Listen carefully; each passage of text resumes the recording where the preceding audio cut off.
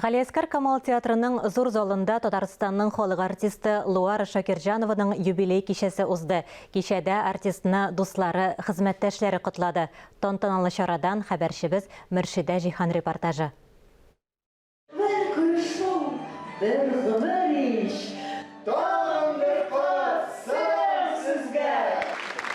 Луара Шакиржан алып барган иҗат кичәләре саны китсәң бихисап. Ә бүген үзе сәхнә түрендә.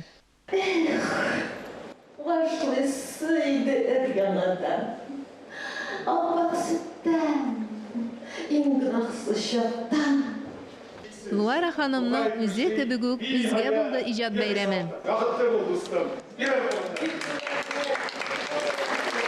Татарстанның халық артисты Луара Шакиржан Камал театры музейы мөдире булудан тыш, газета журналларга театр сәнгатенә багышланган рецензияләр, мәкаләләр яза. Музей хуҗасы буларак ул миңа театрның йөртгәсен дә хәтерләтә. Ул ягы бар. Ул бөтен яктан булган. Ул актриса, ул сәхнәгә чыгып сөйләсә, шәп итеп сөйли. Кешеләр турында тапшырулар алып бара. Bütün телевидениедә дидеңме, радиода дидеңме, театр турында bütün тарихын ул җентекләп туплаган, бик мәгълүматлы һәм үзенең сүзен саллы итеп, төгәл итеп, матур итеп әйтеп бирә торган безнең актрисабыз ул. Һәм бит җыртыясы. Тәртип радиосында аерым тапшыруы да бар. Луара исемен әгәр дә кереп карасагыз исемнәр китабыннан, анда ул Франциядә ага торган иң озын елганың исеме икән. Ә инде менә Луара апаның халыкка җиткергән саллы, матур, аһәңле тавышы белән җиткергән сүзләре шул иң озын елгадан бер дә ким булмагандыр дип уйлыйм. Чөнки Татарстан радиосыннан без аны тыңлап үстек. Республиканың беренче затлары исеменнән мәдәният министры урынбасары Юлия Әдхәмова котлады. Сәхнәдә чыгыш ясаучылар сүзләрен кыска тотарга тырышсалар да, Луара ханымны кыска гына котлау мөмкин түгел. Зур сәламнәр һәм зур рәхмәт хисләре барлык әтнә халкыннан алып килде.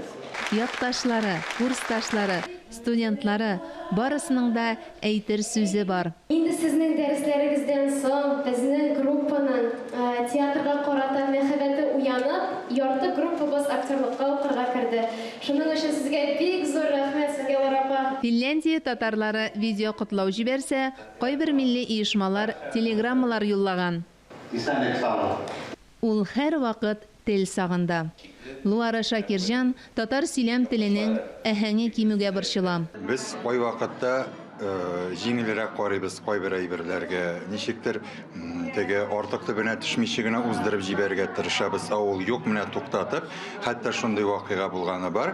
Сәхнәдә без аның белән ниндидер кич алып барганда, Фәнис булай түгел, дөрес әйтмәдем. Мин шулай менә булайрак кирәк ул дип шулай төзәтеп тә җибәргәне бар. Ул нәрсәдән килә? Ул менә шушы татар теленең камиллеге өчен тырышудан, татар теленең матур әһәнең яңгырашын бузмасыннар өчен тырыша. Луара ханым турында мин гомумән гел матур сүзләр генә сөйләр идем. Менә мин ничә еллар белән ул шул кадәр әдәпле, тәртипле, белемле һәм һәр вакыт кешегә ярдәмчән. Бик күп төрле бәйгеләрдә жюри әгъзасы булган Луара Шакиржан балалар иҗатына аеруча игътибарлы. Тамашачы сокланды да, гаҗәпләнде дә. Кайберәүләр Луара ханымны икенче исемендәге Зөһрә буларак өр-яңадан ачты. Данлы шагыйрьләре безнең әсәрләрен уку белән ул нык аерылып тора. Ул бер нәрсәгә дә битараф түгел. Һәр вакыт менә ниндидер матур шигырьләр, матур әсәрләр табып, проза булмасын, поэзия булмасын дигәндәй, барсында тапшыру ясап, радио, телевидение аркылы күрсәтергә тырыша. Һәм үзе дә бик матур гына күренә. Мин аны аерым театр дип атыйм. Сәхнәгә чыкса ул аерым театр оештыра. Ниндидер юбилей алып барса ул шулай бер аерым театр оештыра. Менә бүгендә бу сезнең сәхнәдә бер аерым спектакль кебек булды. Камал театры исеменнән котлап чыгыш ясаган баш режиссер Фәрит Бикчәнтәев әйтмешли, Луара Шакиржан ул театр эчендә театр. Бүгенге көндә мин әле тәҗрибәм, ниндидер эшләрем белән халкыма, милләтемә булыша алам, ярдәм ит алам. Һәм миңа ярдәм сорап килүчеләр дә әле күп. Менә шушы гомер әле дәвам итсен иде. Мөршидә Җиһан, Таһир Хәсәнов, Татарстан яңалыклары.